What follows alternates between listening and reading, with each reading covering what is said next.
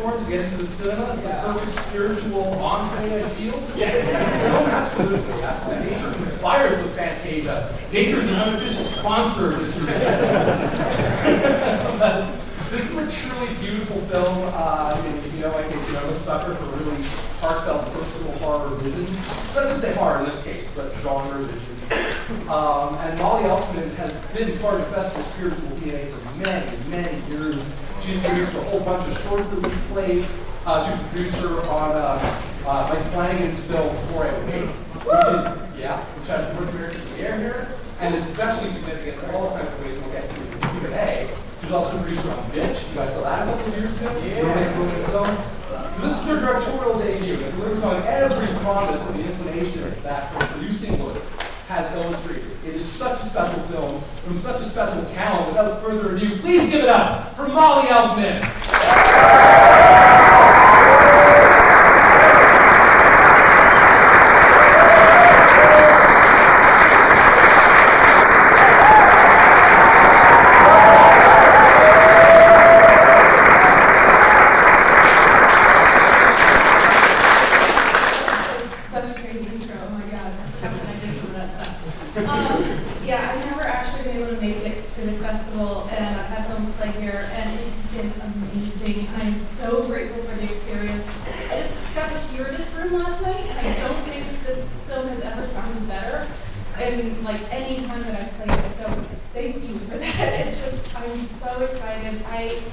This film is made from my heart. It was not something, you're told to make all these certain things, you're told to fit into the mold, you're told all these things, and this is none of them. And it is everything that I wanted it to be, and whenever I was in a dark place, it's what brought me out of it, and I just hope that you guys can do it. Thank you.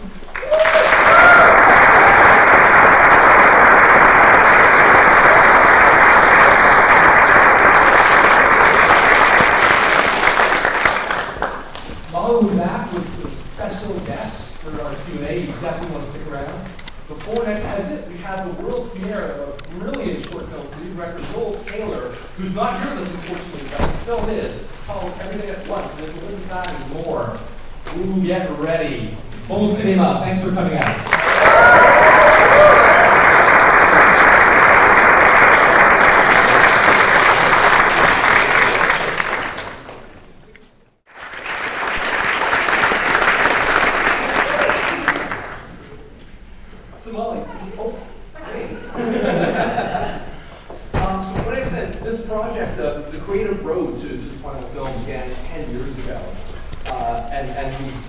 Intersected or almost interrupted by a series of personal tragedies and informed by those tragedies. Absolutely. No, I mean, this started a long time ago when I was a producer. And actually, if you see, there's a couple special things in here. One is to Eric Balfour, and Eric Balfour, who I have yet to make a movie with, was one of the first champions of me saying, you need to start writing. You need to do something, and he was one of the first people to help me get this going. And so I just want to give him a shout out because he doesn't get that. And then Mike Flanagan, I was working with him as a producer, and he was like, "Yeah, you're good, but you need to be directing." And then that later informed by Kate Parker, and then Rose McIver, who have really been pushing me along for a very long time. But I started writing this. I got divorced, happens. And I started writing this journey, and then I had losses, and I had a couple significant losses in my life when I went back to this, and it kept being the thing that when I was in that very dark place and I couldn't solve my way out of it, and I didn't know that it would help me. And one of the big answers was always people around me that I normally didn't know that helped inform my journey. And then COVID hit. And I didn't do very well. I was like, the world is ending. I went downhill very quickly. But this became relevant again because one thing changes and everybody reacts differently, and it just became even more timely. I really wanted to come back to it.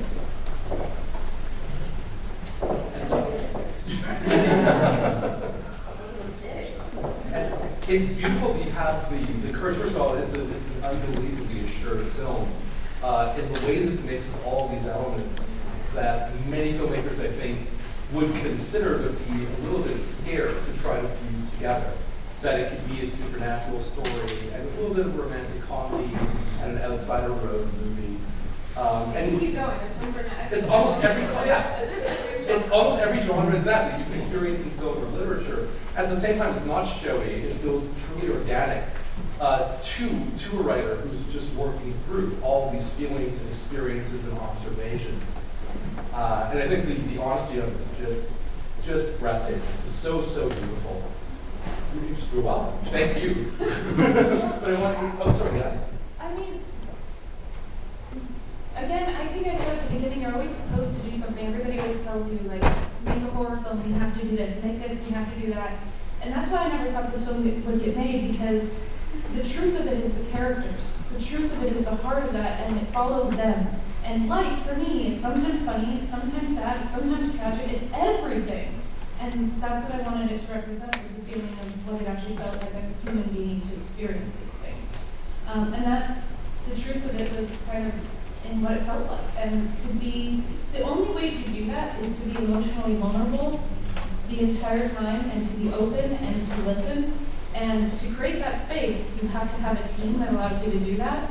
And I have to say, having one of my best friends in the world be lead in the film, and then Derek, who allowed me, because, you know, from going from producing, there was a big part of me that kind of could have clung on to that or wanted to do that. I handed everything over to him. He took care of everything, and I trusted him completely and totally. And I remained vulnerable and open and in the process and in the emotional journey the entire time. And it's great to do, and by the way, these two and the entire team, which I'm just very grateful for.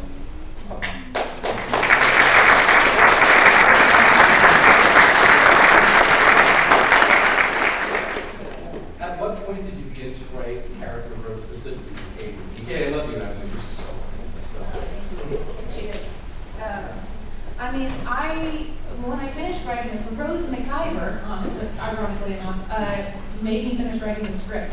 The first person who I wanted to send it to was Katie, and Katie was nervous. And because it's a lot to tackle, but and at that point, I just saw her. I knew she would be right for it, and I knew that the character is wildly different from Katie. It's not me saying that Katie would fit naturally into this. It was saying that I know that we can do this journey together. And then threw her at it, and then was like, "Here, I'm going to dangle you over a cliff the entire time, but you'll be okay." Is that how it felt? It did. Does this work? Is it on? Yes, you have to speak right into it, like right here. I'm going to drink the water. So maybe I'll do one of these. Oh! Really transformative. This is why teamwork works.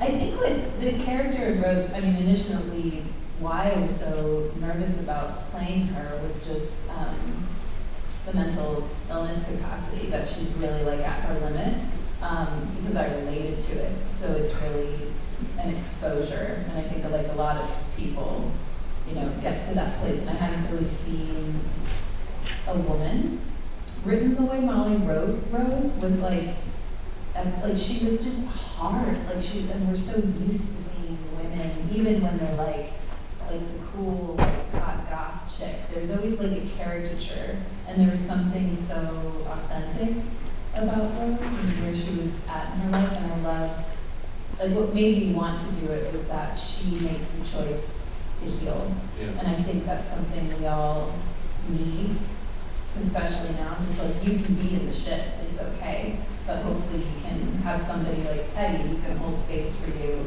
and give you the opportunity to be like, okay, just one more minute, I can get through it. And that's why I wanted to play her in the end. How much you do a phenomenal job? How much of the writing was collaborative, or was it a pure interpretation of the words? Oh, I mean, all of it was Mali. There are a couple improvs, but not a lot. Because you really own that dialogue. I mean, there's some deliveries that are so powerful. I mean, my art has a self-destruct fucking irresistible. I mean, that reading is so profound. You know what, you did it really well. It's good writing. I don't know if there are any actors in here, but you're like only as good as the writing, always.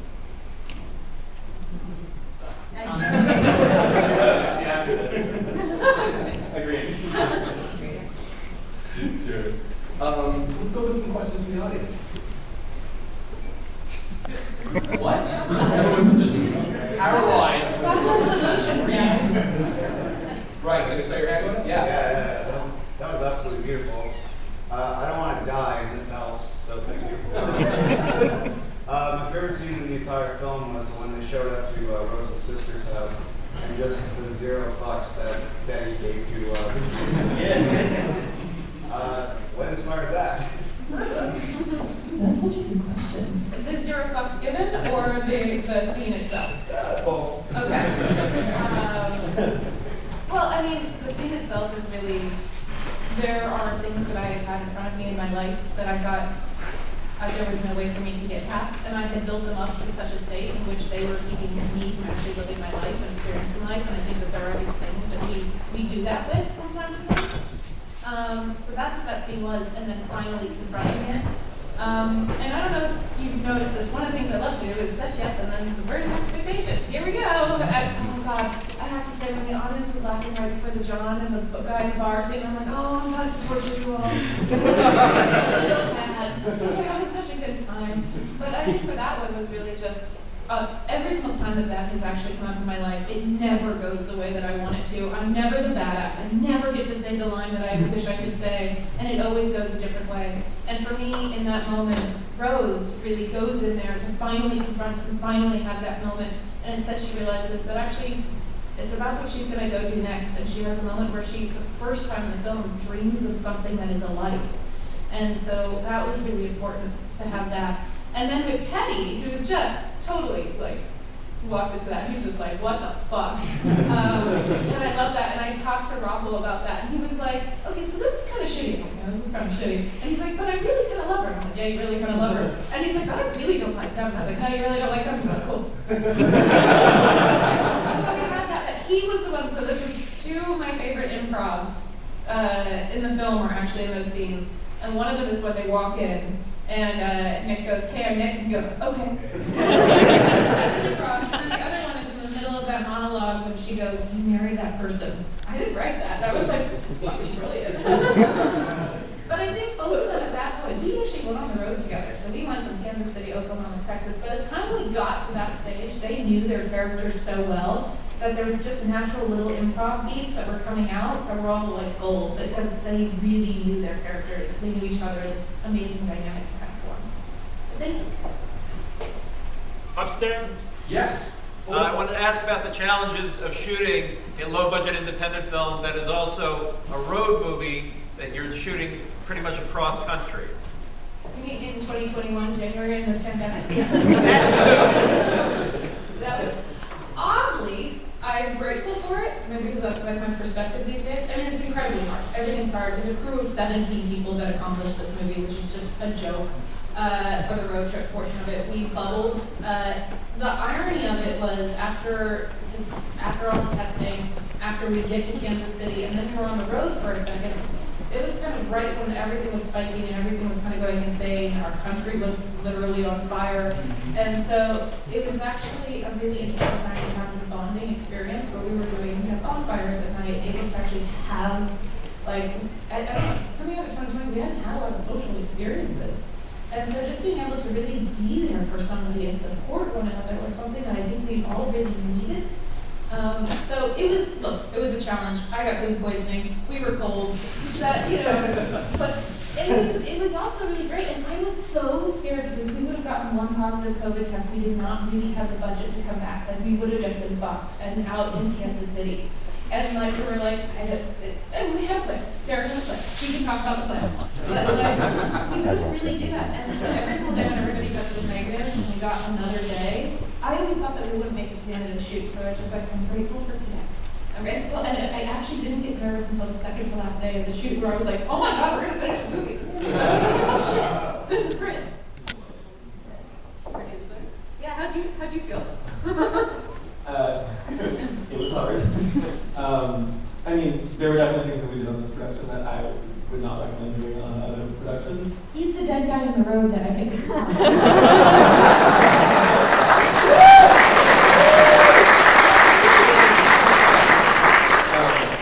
I mean, for example, we had such a small production, such a small crew, we didn't have the ability to like bring in day player actors on the road. So I'm in the movie. The editor is the clerk.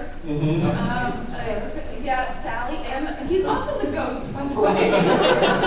He had a lot of roles. Yeah. I mean, we also, most of the crew were invested in the project. They show up in the movie in some form or another, some of them with many lines. But we also, we went out and scouted New Mexico on a road trip on our own, but we didn't get a chance to scout Kansas City where we shot a bunch of this. So we tech scouted over Zoom. We had somebody walk around on FaceTime and show us the places, and we were like, I guess we'll figure that out when we get there.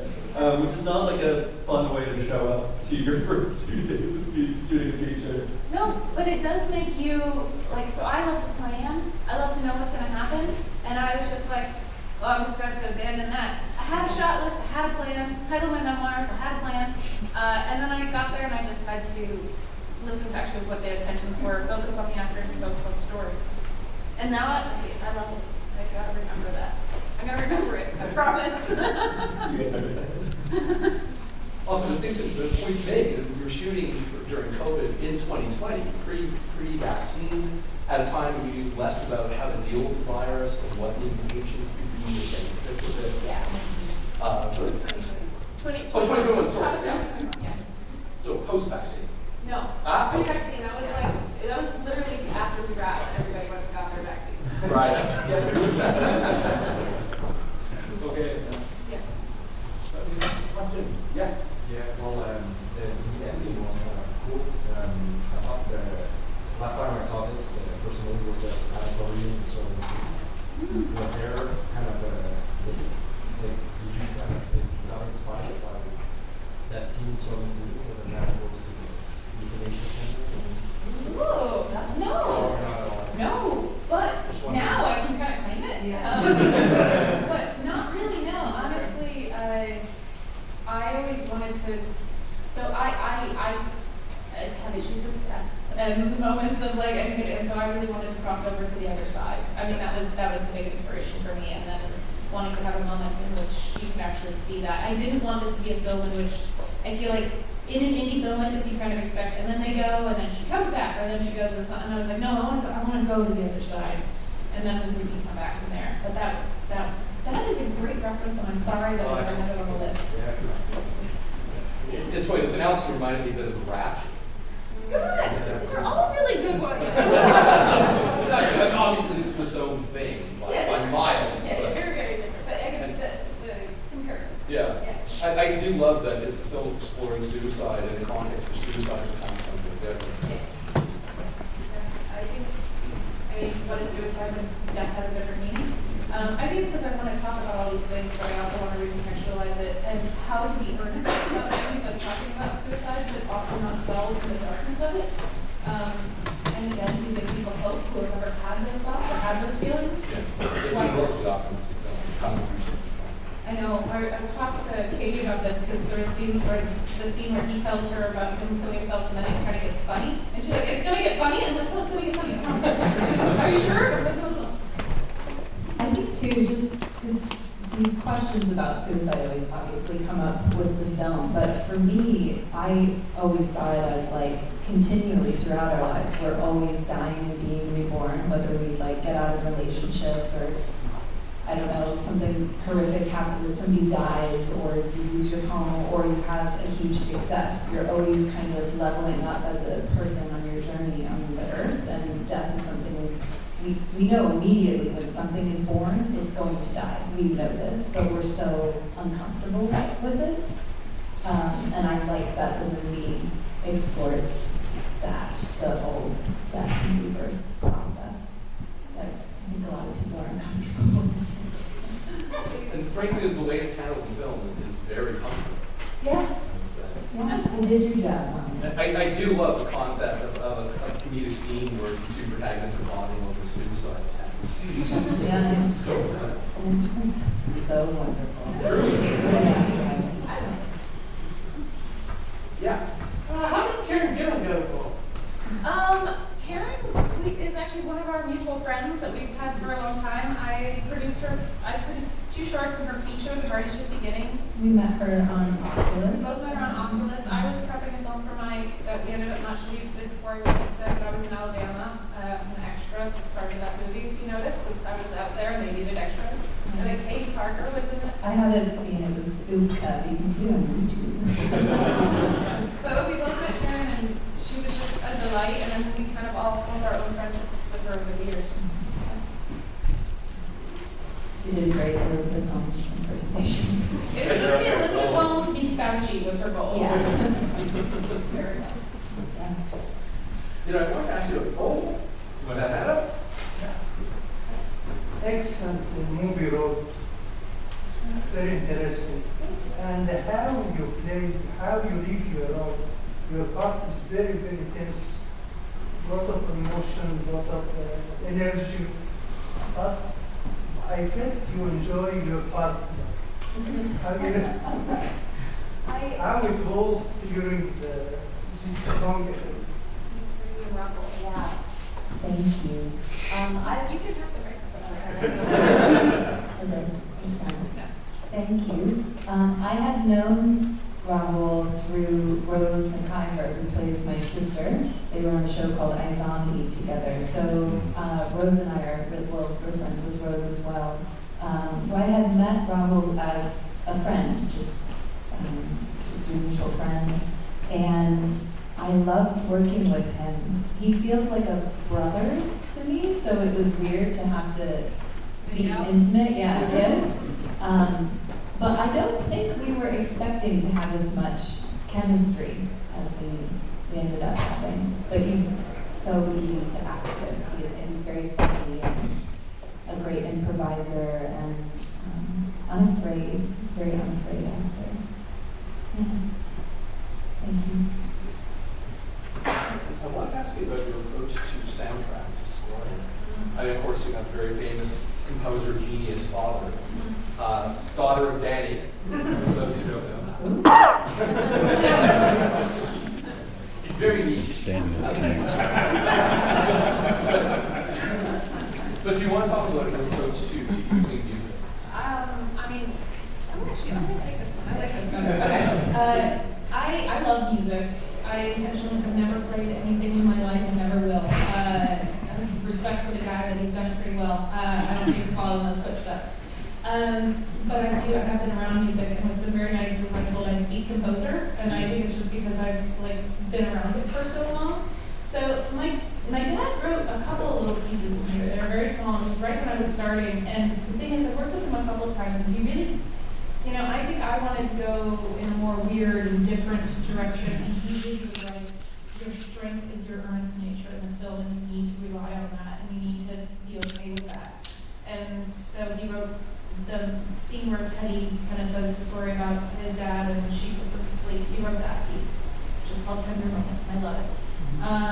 But then from there, it was really Ariel Marks. And Ariel Marks is phenomenal, and she was like ice skating on an edge this entire film, because it can teeter into melodrama just like that, or it can, it can go too big, too little, and she just knew where it was, and working with her was a dream, and she's the master of patience. I always wanted to just, let's go, especially with music, and she waits, and she knows that I can do it. And also, Brian Parker, our sound designer, who actually worked with Ariel, the sound and the score were kind of merged together, yeah. And we talked about this in prep, and they created a beautiful landscape of sound together that I was very appreciative of. And then Danny Parker, Katie Parker's brother, actually wrote 4 of the songs in the film, including when Teddy sees his dad. I wanted it to Such a painful scene. yeah, and I wanted a song that was basically like score, but sounded like a song. He wrote that song. He wrote it in like 10 minutes. It was kind of disgusting.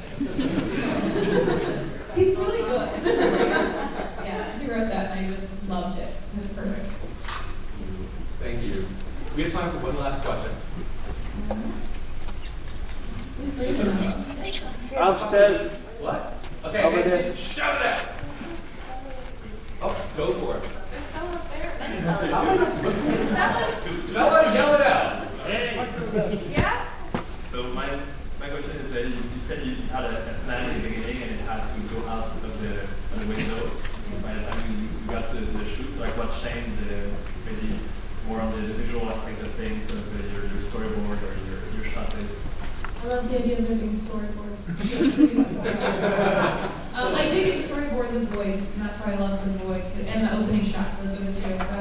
actually focus on.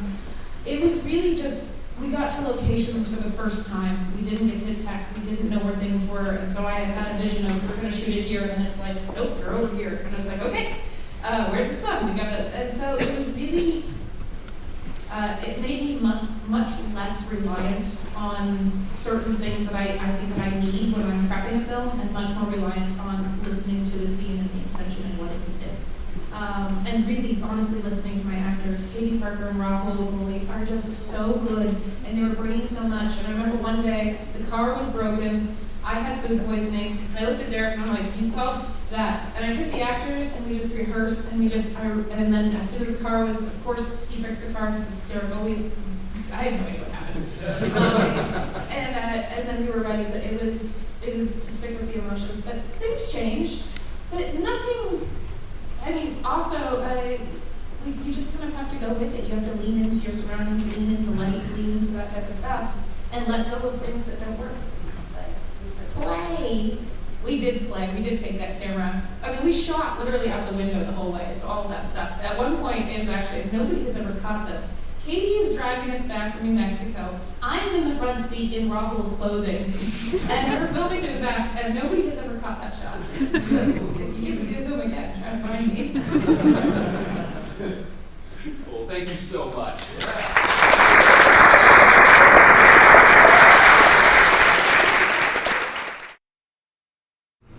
Good morning, everyone. My name is Giles Edwards, and I'm with 366 Weird Movies, and I'm with, let's see, 2 crew members and 1 cast member from the new film Next Exit. So, starting here. Hi, I'm Derek Bishé, producer of the film. I'm Katie Parker. I play Rose, who's one of the leads of Next Exit. Hi, and I'm Mali Elfman. I am the writer-director of the film. I'm trying to think of what one of my favorite memories was. That's a tricky one. There are a lot. There's a lot. I think one of my favorite memories was just the idea of honestly getting to go and make this in the height of a pandemic, when we were really in the middle of a crazy lockdown and not able to socialize. We were able to pod together and start in Kansas City, go through Oklahoma, Texas, New Mexico, Arizona, make it to California together as a group. It was that journey that we literally got to take, and then I feel like hopefully got represented on screen. One of my favorite memories was when Rose and Teddy are in the car having a heated argument, and Rose is describing to him why she is choosing to do Dr. Stevenson's study, and they, spoiler alert, accidentally hit someone and in the car. Oh. And us filming that and going over sandbags. She liked getting to run over sandbags. I just liked driving the car and getting to do the stunt, and they'd be like, go very slow, Katie. And I was like, I got it. And then I would through it. And it was fun. And then we didn't do any more takes. We just did two takes. But watching the film, it just looks awesome. I just love the way it came together. Well, that segues nicely to Derek, who, as you mentioned, has at least 1 cameo. Yes, That would be correct. Yes, I guess spoiler alert, I played the person that they hit with their car. Dead Jack.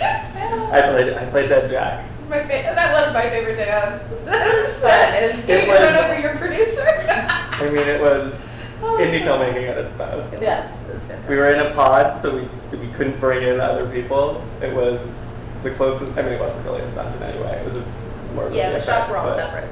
But I was trying to help run the set and be this dead body. It was very cold that day. Very cold. And something happened with the road we were filming on, where somebody pulled up to talk to us, and I had to try to get him to leave while we were filming, while I'm producing. It was just it was madness. It was also the coldest I've ever been in my entire life. Yeah. I was lying on the ground playing the dead body. So that was your favorite element as well, or is it just one among many? I mean, there's so many incredible stories from making this movie. I think one of my favorites, weirdly, is the scene where Teddy and Karma go out into the desert and look at the stars, and like the scene at that gas station.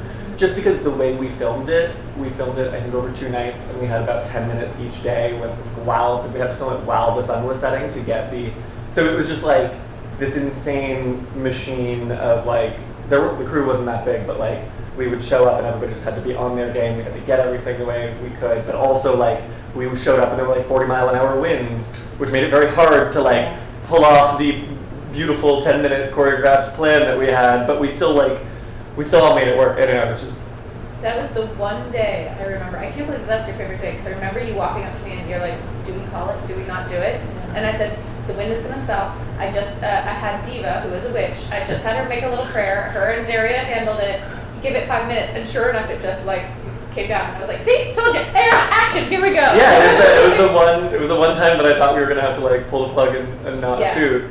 And it turned out beautifully. It was literally right as we went to call action, the wind went, whew, and we were just like, and this is why you have to bring a witch with you. I was gonna, is Diva willing to share this process with people? Because I can see that being handy. It is handy. I always have a witch on hand, actually. I work with a group of all of the witches as well. There's multiple witches, so we have a lot of witches. Oh, well, I imagine. A couple of other witches showed up in the film.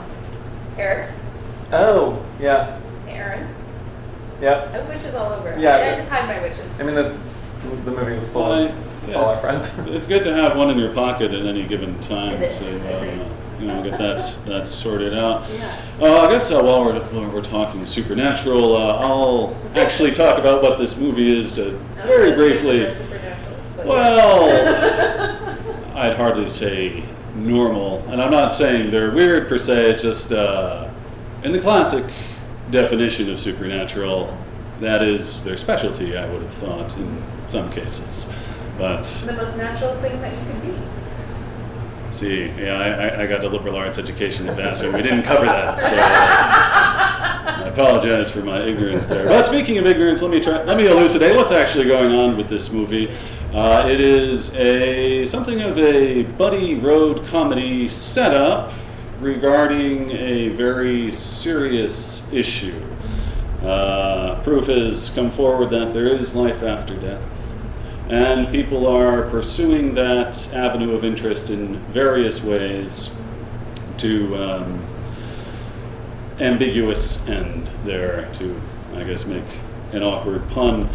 Now, you mentioned that this movie has been with you last night at the Q&A, which I was fortunate enough to record, so I'll be able to graft that before this. That this movie helped you through any number of years of trouble.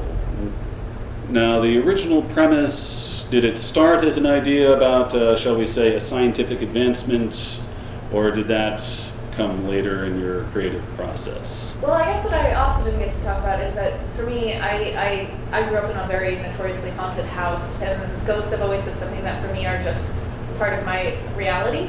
And so I got kind of sick of trying to explain that to people, so I just wanted to come up with a world where I was like, no, they are real. Okay, now let's have a conversation. And also looking at the idea of when one thing changes, how that affects humanity. That was very important to me. But in terms of what was always driving me, and I think what is driving the film are these characters, are these two voices. They were always the thing that was the most clear to me. And it was always about them in the face of all of these different experiences, how they would deal with it. And for me, dealing with different things myself and wanting to have those questions, they were my way through. But for me, it's always been a character study. And it was always these characters that were speaking to me. And so I wrote the film in order. I had an idea of the beginning and I had an idea of the end. And I knew it was a road trip and I wanted them to meet people. And it had to be a spiritual, a political, a supernatural, and a family element to that. Because I feel like those are always the big questions that come up whenever something changes and when we're questioning our lives. And so that's kind of the impetus of doing that. Okay, excellent. Now you mentioned a character study, which brings me nicely to you, Katie Parker. Hi. You were, shall we say, summoned onto this Was that early on, midway? Because No, actually pretty close to the end. pretty close to the end, but half remember you mentioning that the role worked out perfectly for you. Did you do this as a favor for fun? Did you see the script? Was there a standard process? What went up with that? Oh, it certainly was not a favor. I was very honored and like surprised that Mali wanted me to play Rose. I couldn't quite see it at first. Reading the script, I wasn't sure that it was right for me, but to have her confidence in me and for her to believe in me and be like, no, there's like a quality in you that I think is really going to serve this character. It gave me the confidence to play her, to have someone Mali believe in me. I was nervous to play the character because of her emotional life and the explosiveness to her, and where to find that, where she's kind of just hard and then where she explodes. I was nervous to do that. I know I have that in me, and it's something I feel, I guess, shame around. So then to have to do it on a set can feel uncomfortable. But even when you're playing someone separate from you, like when I watch the movie, I'm proud of the performance because it feels so different from who I actually am, though I can relate to qualities in her. But yeah, it was certainly not a favorite. I'm a gun for hire actor, so whenever anybody hires me, I'm like, yes, excellent. I was thrilled. Yeah. And you, Derek, when and how did you get involved with this? Well, I met Mali. He was a raptor in my house. That is not a story people are going to understand. I met Mali on the set of a film that we both worked on, Bitch, many years ago, and we became friends. And she sent me the script at some point. Well, she pitched me the movie. I remember she we went out to get coffee, and she pitched me the movie, and I fell in love with the pitch immediately. And then she sent me the script, and then it became like the movie that we wanted to make as soon as we had time. And nobody had time. And it was like, it was on the top of my list. Like, as soon as we get time, I want to sit down and figure out how to make this weird movie with you. And then, about March 2020, Molly had a movie she was about to go make. I had a movie I was about to go make. We were just as busy as we always were. And then we ended up with a bunch of time on our hands. And we both needed something to fill that time to keep ourselves busy. And so we ended up kind of early in the shutdown having a lot of really long Zooms where we talked through the movie and really dove into it. And Molly sent me all of her wild plans of how she wanted to film it while driving across the country, and we figured it out. I think the benefit of me understanding production is that I didn't go to Derek and be like, how are you going to do this? And I was like, look, I have a lot of ideas. So I was able to bring that. And then the benefit of relinquishing that control to Derek was that then he was able to take those ideas and actually make them work in a way that was practical. So I think there was a good combination there of I think a lot of times when filmmakers, I also notice, go to producers, it's they're like, make my wildest dreams come true. And it's hard because you're like, how do you expect to do that? So I was able to have a little bit of a production plan with that. And the other thing is, because of the producing and understanding how hard it is to produce an indie film, when it came time to actually start prepping and shooting, I did none of it. None of it at all. And it was wonderful and lovely, and I was very happy doing none of it. But I think that that's also very important because of all those conversations and detailed conversations and many conversations that weren't about the script, but how do you feel about clouds? And that type of stuff. But because you get on the same page with people about what your intentions are and what your meanings are, by the time that we started, I was able to, a lot of people wonder, was it hard for you to relinquish control? And the answer is no. It was incredibly easy, and I was incredibly grateful. And he did everything that he could to make all of those intentions and dreams come true, and I always knew it. And that made me just feel very supported throughout the process. Excellent, and I like how that ties in nicely with what I think might be the overarching theme of your movie, letting go. Teddy needs to let go of his issues. Rose needs to let go of her issues. You have people left, right, and center, off screen, of course, being that this is a small movie on the go, letting go forever, so to speak. And there's quite a bit of quasi-psychotherapy crammed into certainly the final 20 or so minutes, because the first couple acts, it's like, okay, we have comedy, and then there, even your unfortunate demise was, Derek was wonderfully executed comedy there, and then there's that sharp turn when I guess the first time you see Rose's character actually start planning something. And it starts with her not planning something for herself, but for her compatriots, and then planning begets planning, and suddenly different decisions are reached. Sure.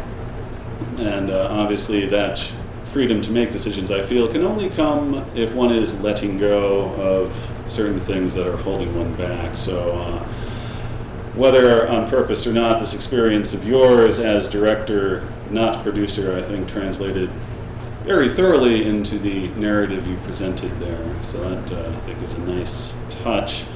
As for general film influences on you generally, and perhaps for this movie in particular, any talent to recommend, directors, films, etc.? I mean, I say a ghost story is required watching before this film for anybody who can do that. We were just talking about Another Earth, and I asked Katie to watch that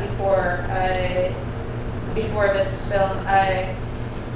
Eternal Sunshine of the Spotless Mind is huge. I asked everybody, and only David, who is not on this film, did it, to read Kafka by the Shore, specifically chapter 23. Just a 1,000-page Murakami book, no big It's deal. not 1,000 pages. It's totally reasonable, and it's a beautiful book, and it's very important. And that was a huge piece of it. But there's, what was it? I just said Dinner in America. We were just talking about Piggy too. Piggy's another great one, although it hasn't. Dinner in America. That's recent. Yes. I've seen that. Yes. That was a great movie. I loved it. Also, another study about just it kept subverting expectations, and that's what I loved about it. I'm hoping that we do a bit of the same. That's what I always wanted, was to set certain expectations and then subvert it. But A Ghost Story, I just love the conversation about life, Another Earth, the female lead, Eternal Sunshine, a non-traditional romance. So those are really kind of some of the big influences there. Excellent. I had a question. There is an ending to this movie, as happens with all movies. I was wondering. No, it's still going. It's still on. Oh, did I walk out early? Oh God, I'm sorry. They're driving. They gotta pick up that dog. The finale, as it stands, that was a choice made. And I'm trying to ask this without giving away too much. Was there ever at a time anything darker in mind? I think the first draft of it was. I think that you can do that, and it was a very intentional choice to not do that. And the conversation of suicide throughout the film is one that I'm very cautious of, and it is very important to me that anybody who might be having those inclinations or those thoughts be treated with a lot of respect and care. And so that ending, there's specifically a line that was which is deciding to try again, or to continue to keep trying. Now I'm forgetting my line. Damn it. Well, and we talked about it so much. But I think that that's incredibly important, and especially in a time when, honestly, the world is bleak as fuck, and it's so hard for me to handle the day-to-day news, and I struggle so much with it, and I struggle with the why. I can't add to the nihilism that is every single day. And while I wanted to be earnest to the darkness that we are all going through, I also needed there to be an element that we could persevere. And I think that was very important for me on an individual level, as well as a hopefully grander intention. You always have the choice every day, to pick your thoughts, pick your actions. Like, we have agency over that, and we think that we don't. And sometimes we have to be taught how to do that through a friend, through a therapist, a family member, you know, someone close to you that, like, I love the line when Rose comes out of the void and hugs Teddy and says, I can do one more minute. Because in truth, like, we all can have 30 seconds, 60 seconds of just like, okay, I'm here. And I think, I don't know, we were talking about this yesterday, that it's like, yeah, at the end it could have gone a different way. But hope, I think, is always more interesting, actually, than just, it's over. You know what I mean? Yeah, that was a point that I could see a pivot, and it obviously was something that must have weighed on your mind, considering the, shall we say, interim bit. I think that also as a younger filmmaker, I was always looking for a way to be like, haha, I got you, audience, and really kind of like and put people through it. And as I've gotten a little bit older, and this is why I'm glad I didn't make it 10 years ago when I first wrote it, is I do think that there is a different level of importance and attention to the things that we say. And I'm not trying to, although at times it may seem like I'm trying to fuck with the audience, and then sometimes I am trying to fuck with the audience, but I do think the overall intention is actually to be kind to the audience, and so I do think that's important. Wonderful. Well, I believe I am running low on time, so before I go, there's a question I like to pose to everyone I interview. And that's, to care to tell us your hometown, and can you recommend a restaurant there? Oh, that is awesome. I guess we'll start with you. You're the cool. I grew up in Topanga Canyon in Los Angeles, which is like a hippie town, and we honestly didn't have. What's funny now is that everybody's like, "You want to go to the cafe?" I'm like, "There's a cafe." We had a fish market, a pizzeria, and a general store, and I can't recommend any. Actually, the fish market was pretty good, but I couldn't recommend any of them.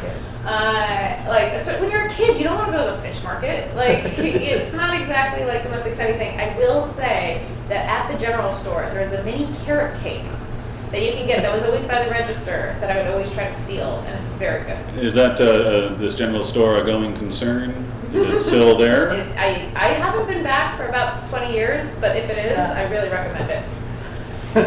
The carrot cake next to the register in the general store at Topanga Canyon is your favorite restaurant in your hometown. Well, yeah, previously Home Depot's hot dogs were his favorite things. So excellent. So that can be a great follow-up dessert.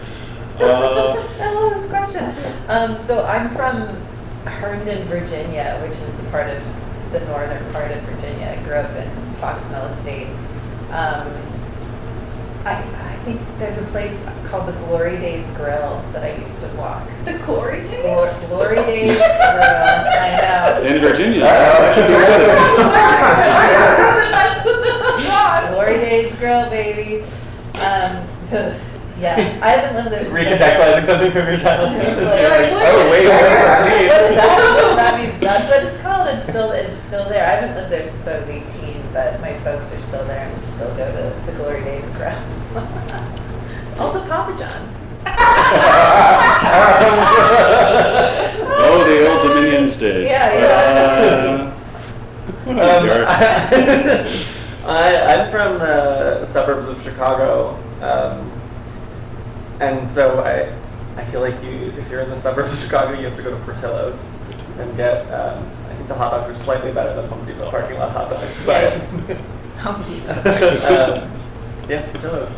Get a milkshake and chocolate cake. Chocolate cake, carrot cake, something at the Glory Days. Cool. Something, whatever you're into. Well, thank you all very much, not only for sitting down with me for this wonderful little chat, but also for that very enjoyable movie. I had a great time watching it, and again, it was a pleasure talking with you three. So Thank you thanks. so much. Thank you. Thanks for the